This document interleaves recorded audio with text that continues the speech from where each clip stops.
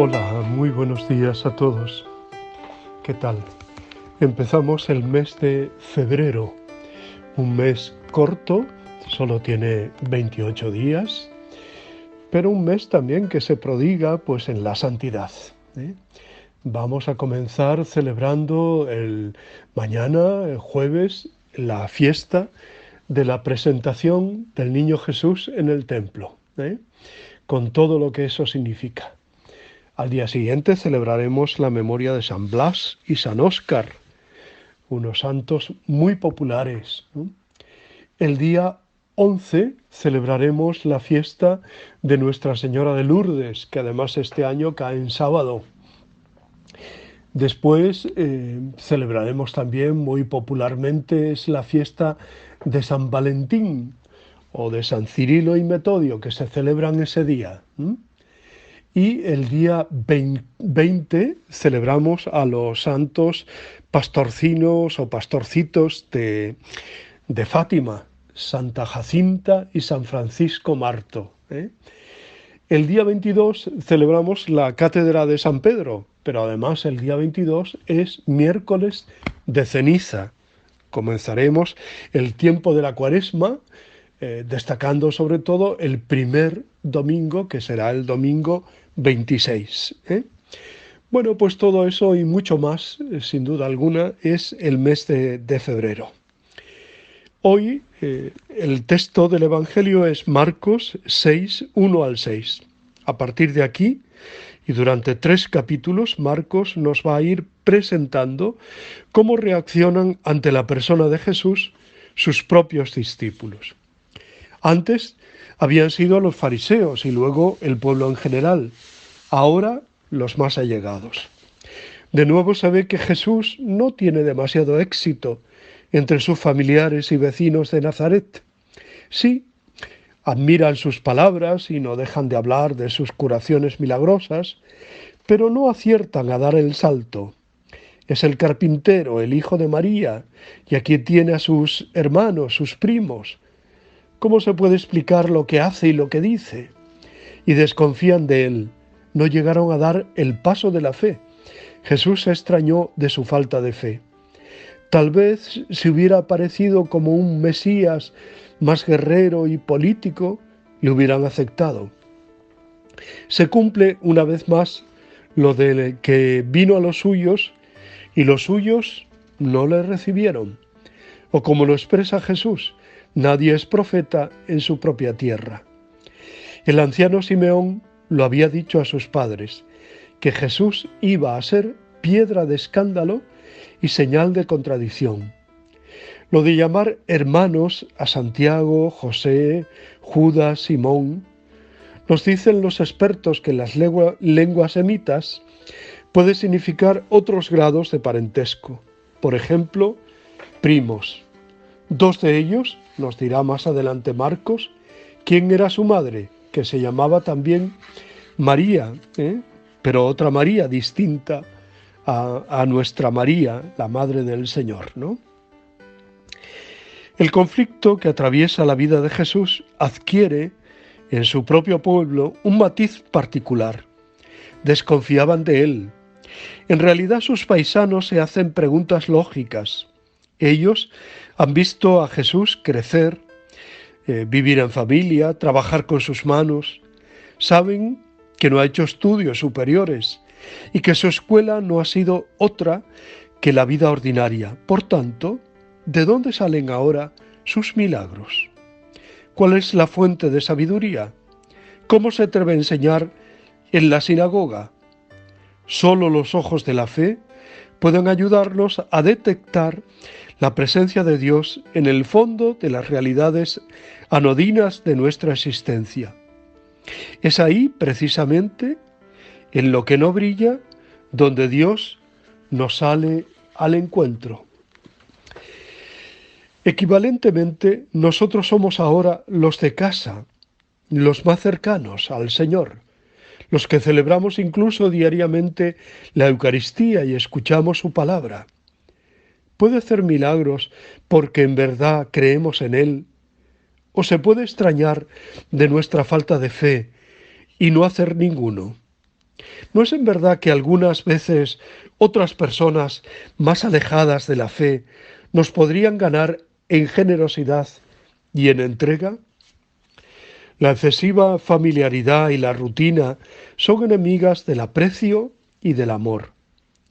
Nos impide reconocer la voz de Dios en los mil pequeños signos cotidianos de su presencia, en los acontecimientos, en la naturaleza, en los ejemplos de las personas que viven con nosotros, a veces muy sencillas e insignificantes según el mundo, pero ricas en dones espirituales y verdaderos profetas de Dios. Tal vez podemos defendernos de tales testimonios como los vecinos de Nazaret, con un simple «pero no es este el carpintero», y seguir tranquilamente nuestro camino.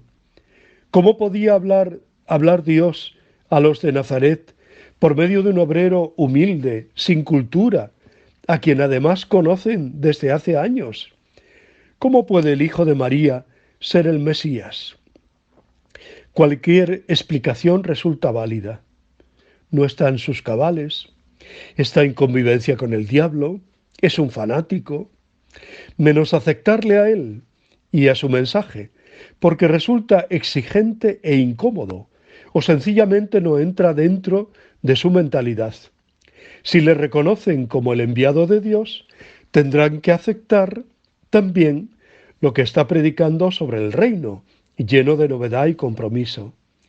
Es algo parecido a lo que sucede en los que no acaban de aceptar la figura de la Virgen María tal como aparece en las páginas del Evangelio.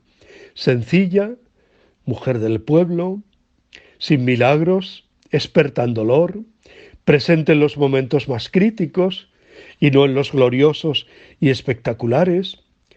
Prefieren milagros y apariciones, mientras que Dios nos habla a través de las cosas de cada día y de las personas más humildes. La figura evangélica de María es la más recia y la más cercana a nuestra vida, si la sabemos leer bien. Cuando somos invitados a celebrar la Eucaristía y participar de la vida de Cristo en la comunión, también hacemos un ejercicio de humildad al reconocerle presente en esos dos elementos tan sencillos y humanos, el pan y el vino, que honran nuestra mesa familiar, nos está dando desde su existencia de resucitado nada menos que su propia vida. Pues ahí lo tenemos, ¿eh? Lo importante es que sepamos verlo, ¿no? No es un milagro de cada día que salga el sol y que nos corra la sangre por las venas o que podamos tener esto o lo otro. Hoy la Iglesia celebra, entre otros santos, la memoria de San Cecilio de Granada, obispo y mártir. Según una tradición medieval cristiana recogida en la leyenda de los 7 varones apostólicos y el Códice Emilianense, documentos del siglo X basados en textos más antiguos, fue uno de los 7 varones apostólicos, discípulos del apóstol Santiago, enviados a evangelizar a Hispania. Era considerado primer obispo de Liberis y desde finales del siglo XVI venerado como patrono de Granada y su archidiócesis.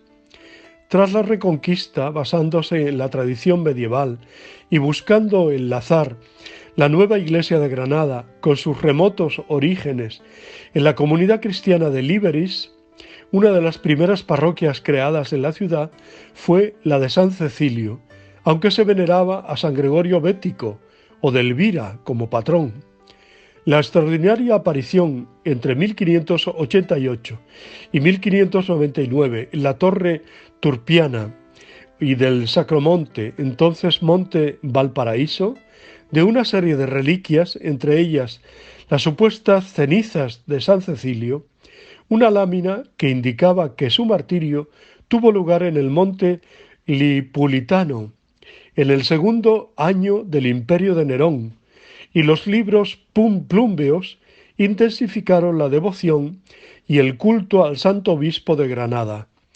A pesar de la polémica suscitada por los hallazgos considerados actualmente un intento sincrético de la comunidad morisca para evitar la expulsión que finalmente acabó produciéndose, un concilio local, celebrado en 1600, declaró auténticas las reliquias encontradas, mientras que los libros plúmbeos, tras numerosas vicisitudes, fueron declarados falsos y condenados por un breve apostólico de Inocencio XI en 1682.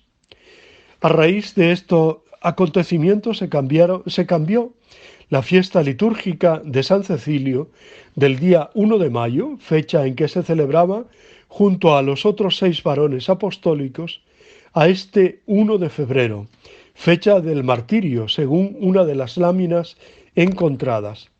Para venerar los restos se creó, con el impulso del arzobispo de Granada, Pedro de Castro, la abadía de Sacromonte, lugar donde actualmente se conservan.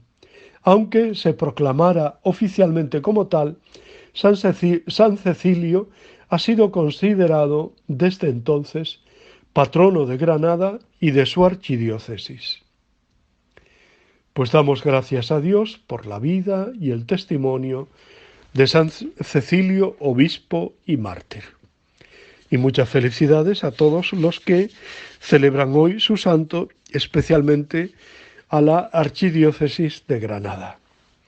Os deseo muy buen día, os abrazo y os bendigo en el nombre del Padre, del Hijo y del Espíritu Santo. Os quiero.